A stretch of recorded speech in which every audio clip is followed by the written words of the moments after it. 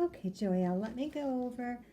This is called Section A. It is on page 2 and 3 of your Wise Guide for Spelling, that one. Now, you said you did the words on the whiteboard, and it would have been great if you could have recorded it. So if I could make sure you're doing this correctly. Now, when you look on page 2, you see words in the left-hand column. So for example, number 1 is the word top. If you look on page 3, you see the word top again, and what she's showing you on page 3 are any instructions or rules that you need to be teaching your son that's in conjunction with that word. So when you look on the top of page 3, you see the word top. She has nothing written, so it's simply ta, for top. Then number 2 and number 3, you have the word but and you have the word and. And you'll notice that when you look on page 3 for those two words, she says you're supposed to put a bracket on those words, but and and. So for example, when he's writing those words, and he should be writing those words in his log, you would have him put a bracket, like that, connecting those two words because they're conjunctions. Now at his age, I don't think that would be necessary to do, and you are going to be going back and doing this lesson again at some point because we always have to be reviewing, especially with a younger child. So you could do it then, but that's the purpose of it. So then we go to number 4, cat, and you'll see that she gives you some instructions there. She says, C usually spells k at the beginning of a word, but it can't before E, I, or Y. So that's simply, and you see at the side there where it says R2, that means rule number 2. So if you look at your spelling rules, I don't know if you bought spelling rule cards when you bought this, because I don't remember if you did, but you will notice, let me find it for you, it is on page 239 of your Wise Guide for Spelling book. You'll notice that she has rules. So if you look there, on the top of page 239, number 2, it says C usually says k, and then C before the beginning of a word. I used to teach this a little differently, which I don't know if I told you that or not when you were here, but at any rate, and then it says that C will say S before E, I, or Y. So when I teach that phonogram, the letter C, I say K, S, when followed by E, I, or Y. So the actual rule, which can be cumbersome for his age, but you can try it, is that it says K when followed by A, O, or U. It says when followed by I, E, or Y. If that's too much, just teach K, S when followed by E, I, or Y. So when we go back to the word cat, gotta find it now, on page 2. So on 3, she's got the rule. So when I teach cat, this is what I do. I say, okay, the next word that we're going to write is the word cat. I saw a black cat. What is the word? And then my student's going to say cat. And I'm going to say, give it to me in a sentence. The student says it in a sentence. And then I'll say, okay, so cat is the word. What are the sounds that you hear? And I'm going to say k, a, t. And then I'm going to go back to my pinky finger, point it, and say yes, k, from k, s. Another way we can identify it is by calling it short k as opposed to tall k. Okay? Either way, but we do want them to learn that rule that C is going to say k or s when followed by E, I, or Y. Okay? So what she's doing, and she's doing this in every single section of this book, is the page on your left hand are the words with a sentence.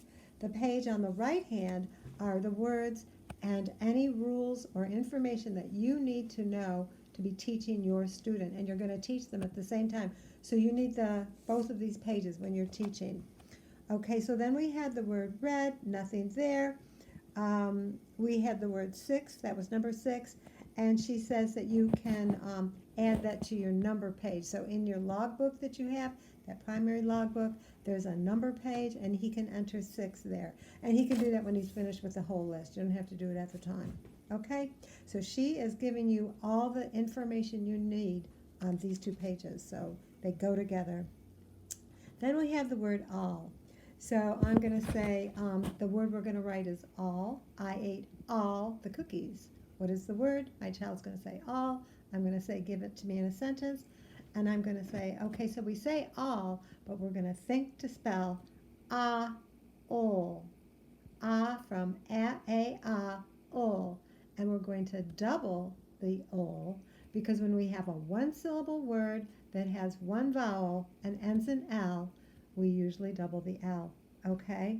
So, and you'll see that. So if you look at page 3 where she has the word all, she's going to say add a silent L, and she's going to say we often double L after a single vowel at the end of a base word. That's a little bit different than what I said. I teach it a little differently, but that's okay. What she said is certainly fine. And then you'll notice that she has a number 3 above that A, and that's because the A is making its third sound. So he's going to have, a regular pencil to write the words, but he's going to have a red pencil to mark our words. So we're going to go back to that word all, and you can have it written on your whiteboard, and you can say, what sound was this phonogram making? Was it making its first sound, its second sound, or its third sound? And if you need to, because he's young, you might have to, you can remind him. It says a, ah. So what sound was it making in all? Hopefully he's going to say the third sound. If not, you can help him. You'll work him through it. And then in his red pencil, he puts the number 3 above that A to indicate it's making its third sound. Remember, we're not simply teaching a child to read.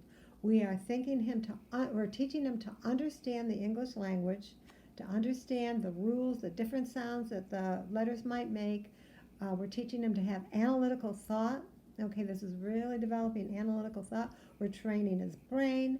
We're training his ears. We're doing many things, not just teaching him to read. We are teaching him to read, but we're teaching him much more than that. Okay, so we say all, we think to spell ol, double the ol, because when we have a one syllable word that contains one vowel, we often double the L. Okay, so next word was my, and that's I. So what is the rule? Look over here on page 3. She says underline the Y. That's in red. Why? Because Y said I at the end of a syllable. That's a rule. Look over here where it says rule number 5 and 6. And so look up, if you don't have the spelling rule cards, then you can look up at, the end of the book here. What did I say? Page 29, I think. So this is a very important concept because English words do not end in I. So we're going to use the Y in that instance. Okay? So my, I, from ya, I. Why? Because English words do not end in I. So we want to teach that. Ideally, you could get those spelling rule cards and you can start to teach him that. You need to be teaching him these rules. So you would do that. You're going to do it 2 ways. One is just separately, teaching him his rules. The next way is you're always doing it when you're writing these words, because what our goal is when he writes the word my, you can ask him, why does this word end in I? Or why does this end in Y, the letter Y? He's going to say, because English words do not end in I. And so we have this situation where we have the letter Y taking place with the letter I, because English words don't end in I, so we had to use the Y. Okay? Then number 9 is not. There's nothing new that we need to know there. Number 10 was 10. And again, she says to add that to the number page. So she's always giving you information. So we have to do this in conjunction. We don't, teach the words one time and then another time just throw in the rules. We're going to teach the word with the rule at the same time. And then also you will teach him rules so that he knows them. Okay, so then we have number 11 was hat. We had number 12 is the word be. You be good. What is the word? He says be. Make sure you use it in a sentence because we don't want him to confuse in his mind with the insect that's a bee. So you use it in a sentence, have him use it in a sentence. Then you say, what are the sounds? And he's going to say, ba, e. Write the word. So he writes the word. Now remember, when he's writing these words, it's very important that he says each sound as he writes them. That is absolutely critical because remember what we're doing is we are incorporating all of the senses. If you only hear instruction, you'll only remember a very small percentage of it. I believe that, I believe it's like 20%.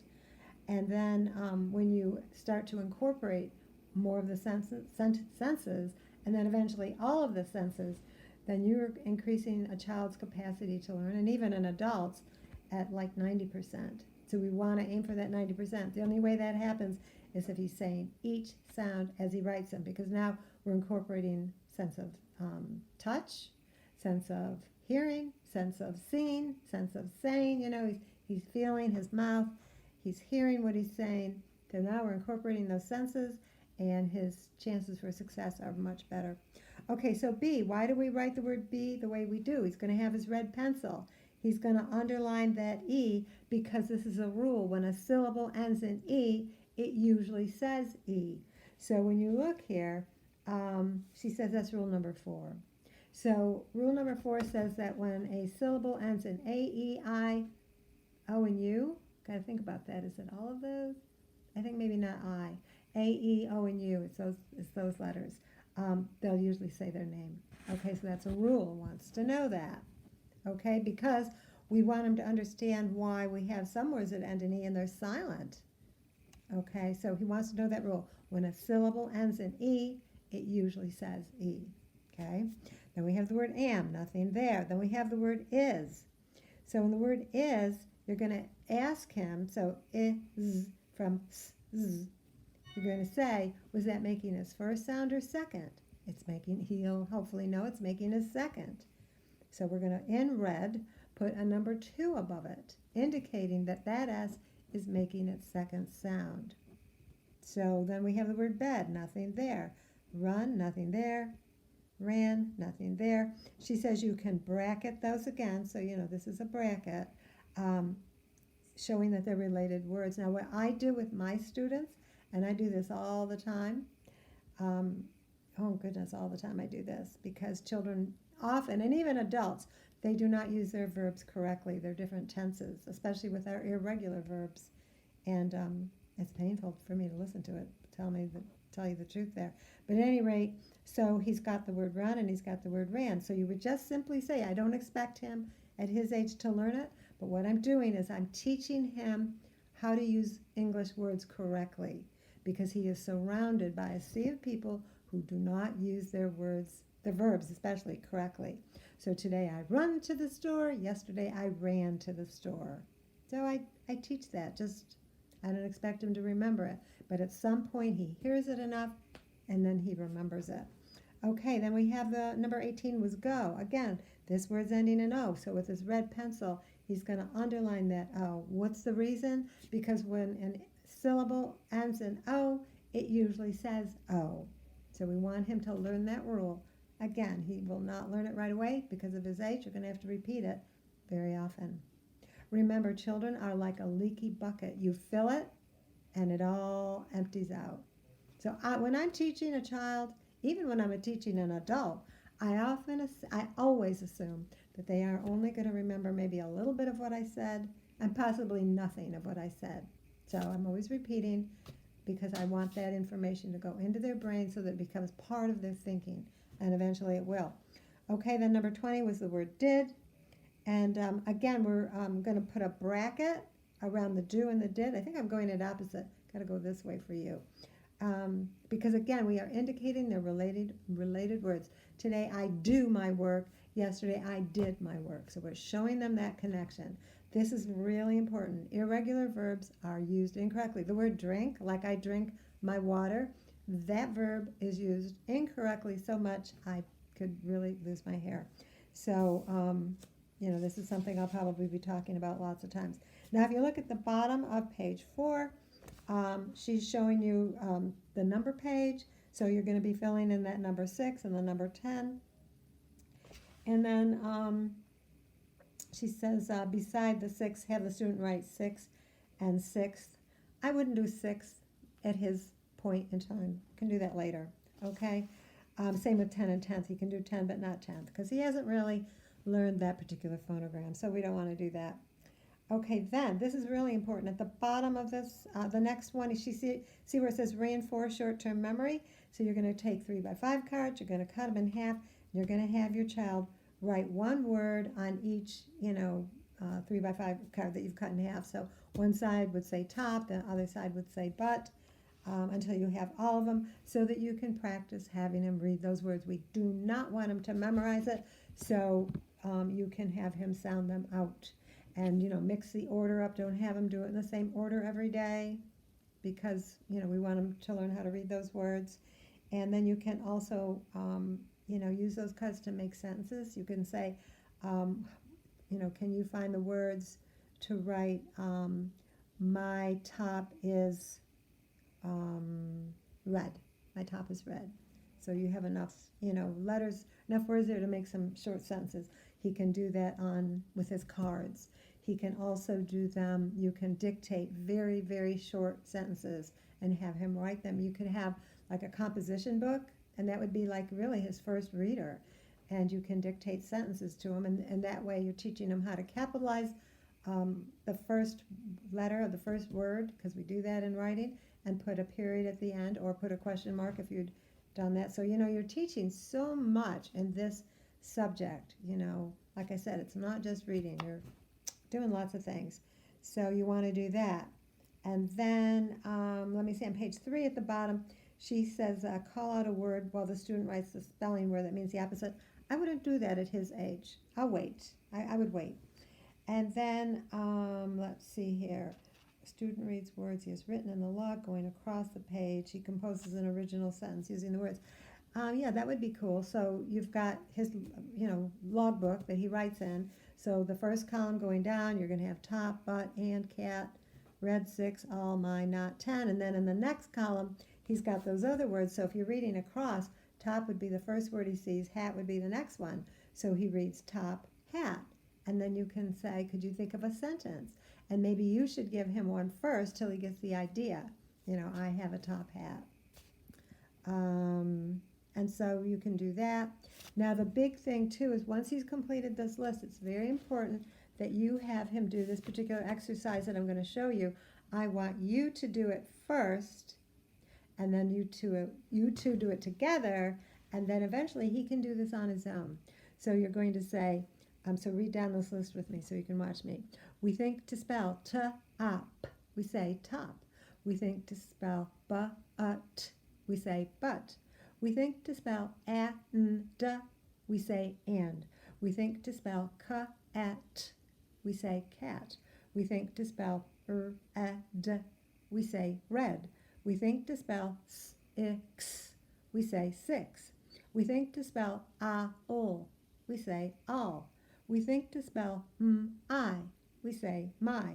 We think to spell not, we say not. We think to spell ten, we say 10.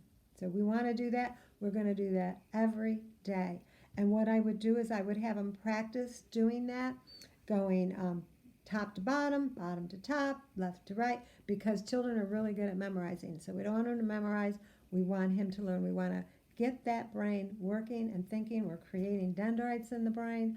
More dendrites we have, smarter we are. So we always want to be creating dendrites. So that is how you're going to do this. And I think it would be great if you could record him doing this. Not everything that I just said, but as much of it as you can, so that I can make sure you're doing it correctly. Because what you don't want to do is to be, you're back here somewhere on lesson L, and he's like totally lost. And I didn't know it was because you were doing something wrong. It's very easy for somebody who's new not to do it absolutely correctly. It's really important. Don't come up with your own ideas that won't work. I've had a lot of homeschool moms, I've taught them how to do this, and they think, oh, I came up with this great idea and he really loves it, and it's like a horrible idea. And now I have to try to figure out how to undo the mess that they created. So do it the way I said, because you'll have the most success. Okay? If you have any questions, let me know.